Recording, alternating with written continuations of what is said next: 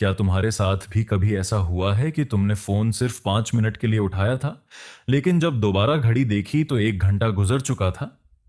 क्या तुम्हें भी कभी ऐसा लगता है कि तुम पूरे दिन व्यस्त रहे, लेकिन रात में सोने से पहले महसूस होता है कि आज भी तुमने अपने सपनों के लिए कुछ नहीं किया? क्या कभी किसी अनजान इंसान की सफलता देखकर तुम्हारे मन में यह सवाल आया है, मैं आखिर पीछे क्यों रह गया? और सबसे बड़ा सवाल, क्या तुम सच में अपना जीवन जी रहे हो, या सिर्फ दूसरों का जीवन अपनी स्क्रीन पर देखते हुए अपना समय खो रहे हो? एक बार अपने पिछले 7 दिनों के बारे में सोचो। कितने घंटे तुमने रील्स देखते हुए बिताए, और उनमें से कितनी रील्स तुम्हें आज याद हैं? शायद एक भी नहीं। लेकिन उन घंटों की कीमत बहुत बड़ी थी, क्योंकि समय कभी वापस नहीं आता। पैसा खो जाए तो वापस कमाया जा सकता है, दोस्त दूर चले जाएं तो नए दोस्त बनाए जा सकते हैं, लेकिन आज शाम के 7 बजे अगर गुजर गए तो दुनिया की कोई ताकत उन्हें वापस नहीं ला सकती। फिर भी हम हर दिन अपनी जिंदगी के सबसे कीमती हिस्से को कुछ सेकंड की मनोरंजन वाली वीडियो के बदले बदल देते हैं। और सबसे खतरनाक बात यह है कि हमें इसका एहसास भी नहीं होता। एक छात्र सोचता है, बस 5 मिनट रील देख लेता हूं, फिर पढ़ाई शुरू करूंगा।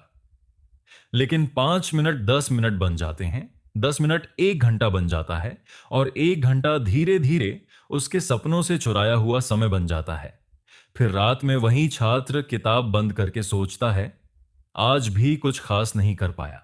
उसे लगता है कि उसके अंदर मेहनत की कमी है, अनुशासन की कमी है, इच्छा शक्ति की कमी है। लेकिन सच अक्सर कुछ और होता है। उसकी सबसे बड़ी लड़ाई किताबों से नहीं, बल्कि फोन की स्क्रीन से होती है। एक नौकरी करने वाला व्यक्ति ऑफिस से थक कर घर आता है।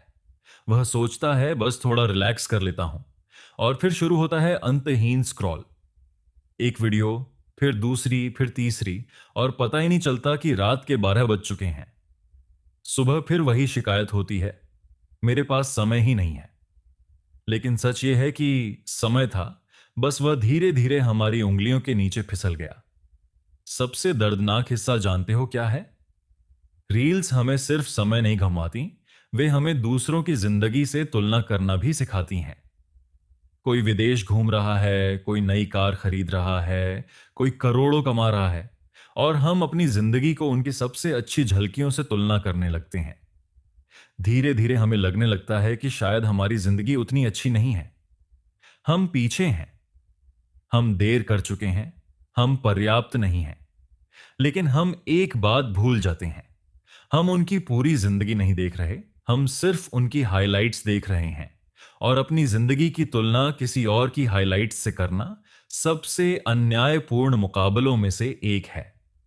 शायद इस वक्त भी कोई सपना तुम्हारे अंदर जिंदा होगा, कोई परीक्षा जिसे तुम पास करना चाहते हो, कोई बिजनेस जिसे शुरू करना चाहते हो, कोई कौशल जिसे सीखना चाहते हो, या कोई जिंदगी जिसे जीना चाहते हो। लेकिन हर दिन कुछ मिनटों का स्क्रॉल धीरे धीरे उन सपनों और तुम्हारे बीच एक दीवार बनाता जा रहा है। और सबसे डरावनी बात यह है कि दीवार एक दिन में नहीं बनती, वह हर दिन एक एक ईंट जोड़कर बनती है। एक वीडियो, एक और वीडियो, और फिर एक और। लेकिन एक सवाल अभी भी बाकी है। अगर हम जानते हैं कि यह हमारे समय को चुरा रहा है, अगर हम जानते हैं कि यह हमारे सपनों को हमसे दूर कर रहा है, तो फिर हम हर बार वापस उसी स्क्रीन की तरफ क्यों लौट जाते हैं? आखिर ऐसा क्या है जो हमें बार बार उसी जाल में खींच लाता है? यही वह सवाल है जिसका जवाब सब कुछ बदल सकता है। लेकिन एक सवाल अभी भी बाकी है। अगर हमें पता है कि स्क्रॉलिंग हमारा समय बर्बाद कर रही है, अगर हमें पता है कि यह हमें हमारे सपनों से दूर ले जा रही है, तो फिर हम हर बार उसी स्क्रीन की तरफ वापस क्यों लौट जाते हैं? क्या हम कमजोर हैं? क्या हमारे अंदर अनुशासन की कमी है? शायद नहीं, क्योंकि यह लड़ाई तुम्हारे और तुम्हारी इच्छा शक्ति के बीच नहीं है। यह लड़ाई तुम्हारे दिमाग और उन सिस्टम्स के बीच है जिन्हें इस तरह बनाया गया है कि वे तुम्हारा ध्यान जितनी देर हो सके अपने पास रोक कर रखें। रील्स और शॉर्ट वीडियो बिल्कुल एक कैसीनो की मशीन की तरह काम करते हैं। तुम्हें नहीं पता होता कि अगली वीडियो कैसी होगी। शायद वो बेकार होगी, शायद मजेदार होगी, शायद तुम्हें हंसाएगी, शायद चौंका देगी, या शायद तुम्हें कुछ नया सिखा देगी। यही अनिश्चितता हमारे दिमाग को बार बार स्क्रीन पर वापस खींच लाती है। हम सोचते हैं बस एक और वीडियो, लेकिन वही एक वीडियो अक्सर अगले 1 घंटे की शुरुआत बन जाती है। यही कहानी थी आरव की। वह एक प्रतियोगी परीक्षा की तैयारी कर रहा था। उसके सपने बड़े थे। वह अपने माता पिता का जीवन बदलना चाहता था। हर सुबह वह एक नई योजना बनाता था। आज 6 घंटे पढ़ाई करूंगा, आज मोबाइल कम इस्तेमाल करूंगा, आज सच में मेहनत करूंगा। लेकिन पढ़ाई शुरू करने से पहले वह सोचता, बस 5 मिनट के लिए रील्स देख लेता हूं, फिर पढ़ाई शुरू करूंगा। 5 मिनट 10 मिनट बन जाते थे, 10 मिनट आधा घंटा बन जाता था, और देखते ही देखते 2 घंटे गायब हो जाते थे। शाम को जब वह अपनी किताब बंद करता तो उसे लगता कि शायद वह आलसी है, शायद उसके अंदर मेहनत की कमी है, शायद वह सफल होने के लायक ही नहीं है। लेकिन उसकी असली समस्या आलस नहीं थी। उसकी असली समस्या यह थी कि उसका ध्यान हर दिन छोटे छोटे टुकड़ों में टूट रहा था। धीरे धीरे आरव ने एक और बदलाव महसूस किया। पहले वह 2 घंटे लगातार पढ़ सकता था, अब 10 मिनट भी मुश्किल लगने लगे थे। पहले किताबें रोचक लगती थीं, अब वे उबाऊ लगने लगी थीं। पहले लंबी बातचीत अच्छी लगती थी, अब 30 सेकंड से ज्यादा किसी एक चीज पर ध्यान टिकाना मुश्किल हो गया था। उसे लगा कि शायद वह बदल गया है, लेकिन सच यह था कि उसका दिमाग उस तेज और लगातार मिलने वाले मनोरंजन का आदी हो चुका था। और आरव अकेला नहीं था। लाखों छात्र, नौकरी करने वाले लोग, बिजनेस शुरू करने वाले युवा और अपने सपनों के लिए संघर्ष कर रहे लोग इसी जाल में फंसे हुए हैं। समस्या समय की कमी नहीं है। समस्या यह है कि हमारा ध्यान धीरे धीरे हमसे छीन लिया गया है। क्योंकि जहां हमारा ध्यान जाता है, हमारी जिंदगी भी वहीं जाने लगती है।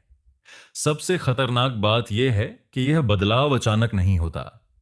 कोई एक दिन नहीं आता जब हम उठकर महसूस करें कि हमारा फोकस खत्म हो गया है। यह धीरे धीरे होता है। एक वीडियो, फिर एक और वीडियो, फिर एक और एक दिन हम महसूस करते हैं कि हमारे पास सपने तो अभी भी हैं, लेकिन उन सपनों के लिए बैठकर काम करने की क्षमता कहीं खो चुकी है। लेकिन अच्छी खबर यह है कि जिस दिमाग ने इस आदत को सीखा है, वही दिमाग इसे भूल भी सकता है। जिस तरह यह जाल धीरे धीरे बना था, उसी तरह इससे बाहर निकलने का रास्ता भी धीरे धीरे बनता है। सवाल यह नहीं है कि क्या बदलाव संभव है। सवाल सिर्फ इतना है कि क्या तुम अपने समय, अपने ध्यान और अपने सपनों को वापस पाने के लिए तैयार हो। क्योंकि आरव की कहानी यहीं खत्म नहीं हुई थी। असली बदलाव तो तब शुरू हुआ जब उसने पहली बार अपने दुश्मन को पहचाना। और कभी कभी किसी लड़ाई को जीतने का पहला कदम यही होता है, यह समझना कि तुम्हारी लड़ाई आखिर किससे है। एक रात आरव अपने कमरे में बैठा था। सामने किताब खुली थी, लेकिन उसकी नजरें शब्दों पर नहीं थीं। उसके दिमाग में सिर्फ एक सवाल घूम रहा था, अगर मैं असफल हो गया तो क्या मैं सिर्फ अपना सपना खोऊंगा या अपने माता पिता का भरोसा भी। उसने अपने पिता को याद किया, वह आदमी जो हर सुबह उससे पहले उठता था और उसके सो जाने के बाद घर लौटता था। उसने अपनी मां को याद किया, जो हर रिश्तेदार के सामने गर्व से कहती थी, मेरा बेटा एक दिन बहुत बड़ा आदमी बनेगा। और फिर उसके मन में एक सवाल आया, क्या मैं उनके सपनों के लिए जी रहा हूं या अपने सपनों के लिए? क्या दोनों अलग हैं या मैं ही उन्हें अलग समझ रहा हूं? बहुत से लोग इस सवाल से गुजरते हैं। एक तरफ अपने सपने होते हैं, दूसरी तरफ मां बाप की उम्मीदें। एक तरफ वह जिंदगी होती है जो हम जीना चाहते हैं, दूसरी तरफ वह जिंदगी होती है जो हमें सही लगती है। लेकिन शायद सबसे बड़ा सच यह है कि ज्यादातर मां बाप अपने बच्चों पर कोई खास सपना नहीं थोपते। वे सिर्फ एक चीज चाहते हैं कि उनका बच्चा सुरक्षित रहे, सम्मान के साथ जिए और जिंदगी में संघर्षों से हार न माने। समस्या तब शुरू होती है जब हम उनकी उम्मीदों को अपने डर के साथ मिला देते हैं। फिर हमें लगने लगता है कि अगर हम असफल हुए तो हमने सिर्फ खुद को नहीं, अपने पूरे परिवार को निराश कर दिया। लेकिन असफलता किसी इंसान की पहचान नहीं होती, हार मान लेना पहचान बन जाती है। उस रात आरव ने पहली बार खुद से एक और सवाल पूछा, अगर मेरे पिता आज मेरे सामने बैठे होते तो क्या वे मुझसे दिन में 8 घंटे पढ़ने की उम्मीद करते, या ईमानदारी से 2 घंटे पूरी मेहनत करने की? क्या मेरी मां चाहती कि मैं खुद को हर दिन दोष दूं, या हर दिन थोड़ा बेहतर बनने की कोशिश करूं? उसे जवाब मिल गया।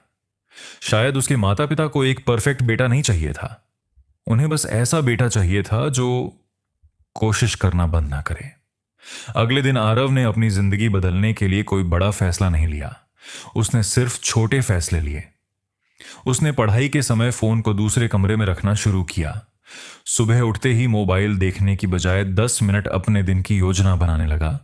उसने खुद से यह वादा किया कि वह परफेक्शन नहीं, लगातार प्रयास चुनेगा। धीरे धीरे उसका ध्यान वापस आने लगा। 20 मिनट की पढ़ाई 30 मिनट बनी, 30 मिनट 1 घंटा बना।